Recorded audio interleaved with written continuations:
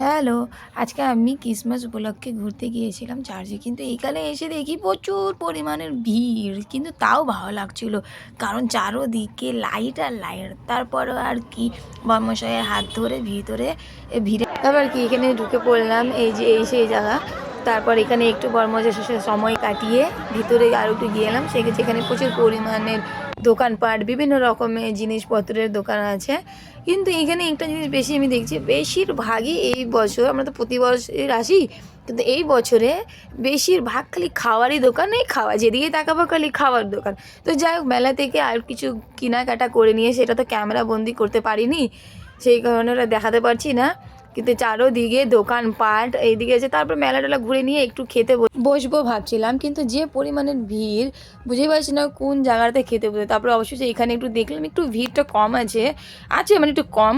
তো সেই কারণে আমরা এখানে বসলাম খেতে। কিন্তু এইখানে বসে আমার আর ভালো লাগছে না। কেন ভালো লাগছে না শুনুন। কেমন লাগলো? খুব ভালো। আমার ভালো লাগেনি, আমি এখনো খাবার পাইনি। আমি মেলা ঘুরে নিচ্ছি, খাবার খাবো কিন্তু আমরা খাবার আর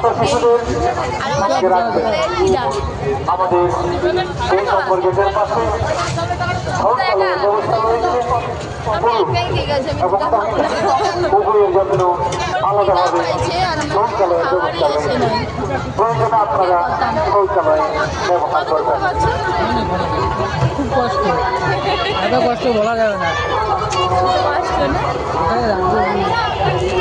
কিন্তু তোমার কষ্ট আমার সহ্য হচ্ছে, তোমার কষ্ট সহ্য হচ্ছে আমার।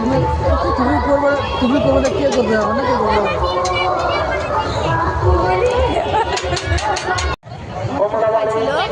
লাস্টে আমাকে দয়া ময়া করে খাইতে দিছে না?